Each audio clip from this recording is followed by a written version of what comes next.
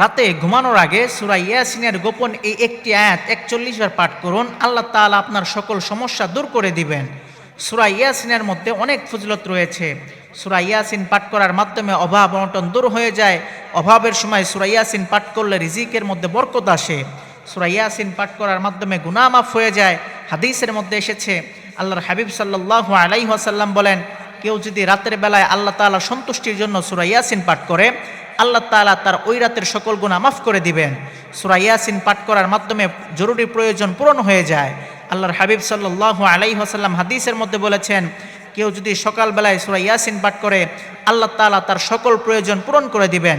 সুতরাং আপনি যদি রাতে ঘুমানোর আগে সূরা ইয়াসিনের গোপন এই একটি আয়াত ৪১ বার পাঠ করে ঘুমাতে পারেন, আল্লাহ তাআলা আপনাকে এত কিছু দান করবেন যা আপনি কল্পনাও করতে পারবেন না। আল্লাহ তাআলা আপনার সকল সমস্যা দূর করে দিবেন। আমলটি কিভাবে করবেন? প্রথমে সুন্দর করে ওযু করবেন, এরপর ৩ বার দরুদ শরীফ পাঠ করবেন।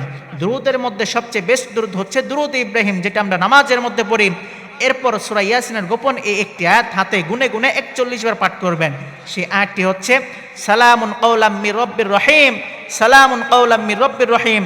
এই আয়াতটি ৪১ বার পাঠ করবেন। এরপর আপনি আল্লাহ তাআলার কাছে দোয়া করবেন। ইনশাআল্লাহ আল্লাহ তাআলা আপনার সকল দোয়া কবুল করে নেবেন, আপনার সকল সমস্যা দূর করে দিবেন। আপনি অসুস্থ থাকলে আল্লাহ তাআলা সুস্থ করে দিবেন।